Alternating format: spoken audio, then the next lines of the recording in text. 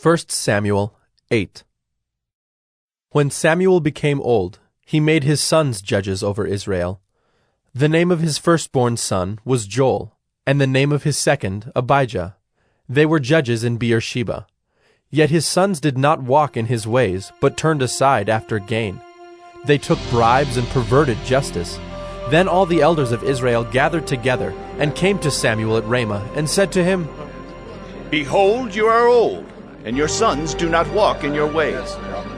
Now appoint for us a king to judge us like all the nations." But the thing displeased Samuel when they said, "Give us a king to judge us."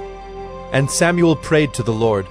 And the Lord said to Samuel, "Obey the voice of the people in all that they say to you, for they have not rejected you, but they have rejected me from being king over them, according to all the deeds that they have done, from the day I brought them up out of Egypt even to this day, forsaking me and serving other gods, so they are also doing to you.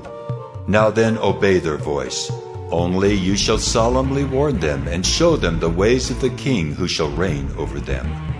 So Samuel told all the words of the Lord to the people who were asking for a king from him. He said, "These will be the ways of the king who will reign over you. He will take your sons and appoint them to his chariots, and to be his horsemen, and to run before his chariots. And he will appoint for himself commanders of thousands and commanders of fifties, and some to plow his ground and to reap his harvest, and to make his implements of war and the equipment of his chariots. He will take your daughters to be perfumers and cooks and bakers. He will take the best of your fields and vineyards and olive orchards and give them to his servants. He will take the tenth of your grain and of your vineyards and give it to his officers and to his servants. He will take your male servants and female servants and the best of your young men and your donkeys and put them to his work.